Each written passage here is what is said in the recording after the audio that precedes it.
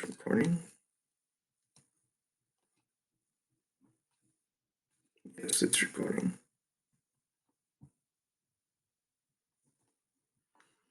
Hello and welcome to OneStop History, your one-stop channel for history on YouTube. Today we're going to talk about Valentine's Day as it is coming up soon.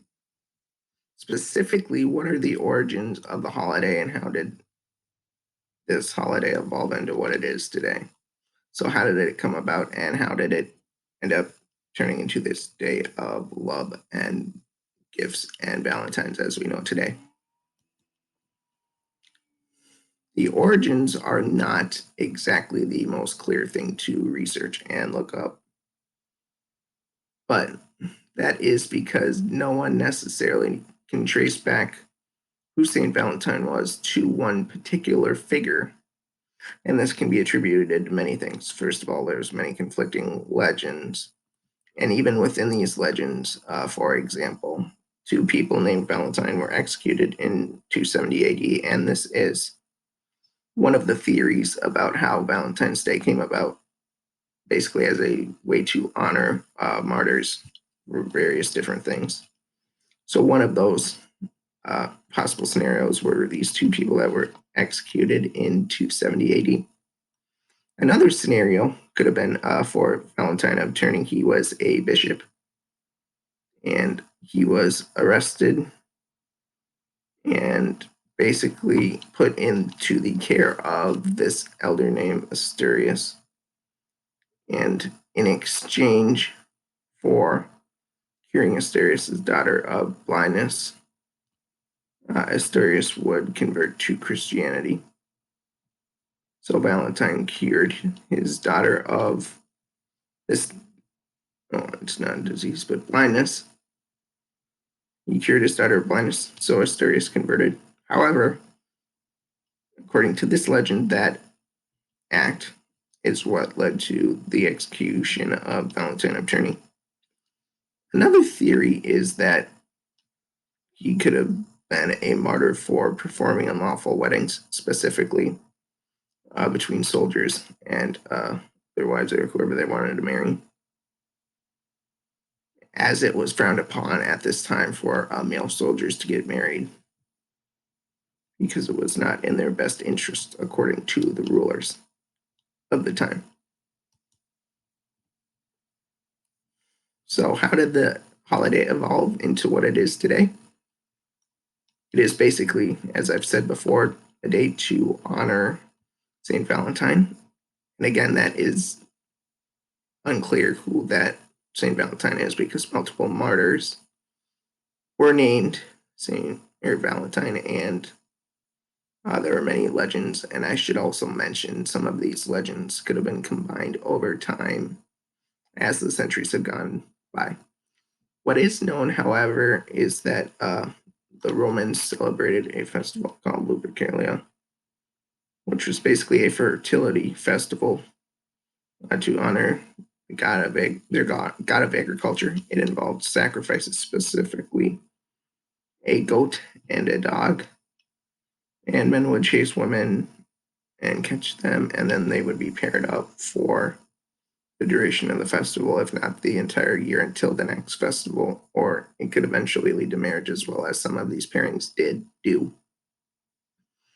Now, I should mention here that I left out intentionally some of the more bizarre details about this festival. If you want, feel free to research that because it is a very interesting festival. Now, in terms of the placement of Valentine's Day, why is it on February 14th? Well, one of the theories, other than the typical feast day theory related to Christianity, is that it was to potentially Christianize this festival, as in the Christian church did not necessarily like it. It should be mentioned that Lupercalia went from February 13th through February 15th. So the placement was smack dab in the middle of that festival. And that was in an attempt to Christianize the festival. Eventually, a couple centuries later, I believe it was in the 4th or 5th century, Lupercalia did get banned as a festival. So how did we get from this festival to today and today's notion of Valentine's as a day of love and gifts and the like? The first mention of Valentine's Day itself was in 1375 by Geoffrey Chaucer. He was an author who's known for the Canterbury Tales. He's an English author. And from that point on, the term of Valentine's Day and the notion of Valentine's Day being a day of love began to take off. In 1415, we have the first Valentine by Charles, Duke of Orleans, to his wife. And it should be mentioned here that Charles, the Duke of Orleans, was imprisoned in the Tower of London at this point. And until the 18th century, gifts were the main form of Valentine rather than cards as we see it at this time. Or no, handwritten notes were, I should say, because before this time, gifts were reserved for marriage. So prior to the 18th century, it was mainly just handwritten Valentines at this point, because gifts were reserved for marriage.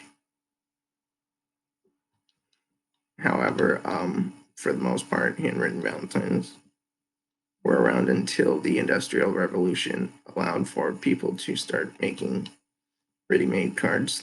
These businesses started to spring up in the 1840s.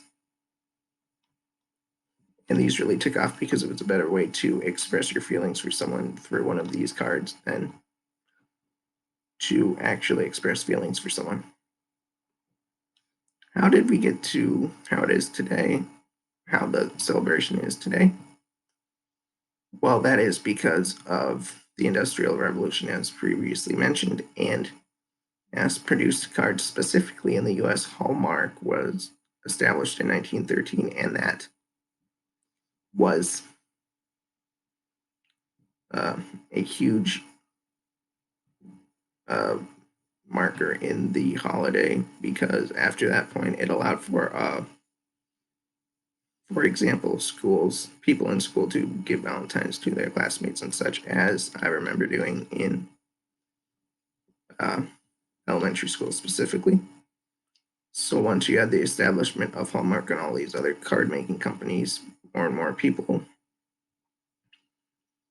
got cards for their loved ones. And it grew into, Valentine's Day grew into the kind of holiday it is today, with cards and celebrations of love and all that. That is a very brief summary of the evolution of Valentine's Day. If you like the video, hit the like button and feel free to subscribe for more content like this.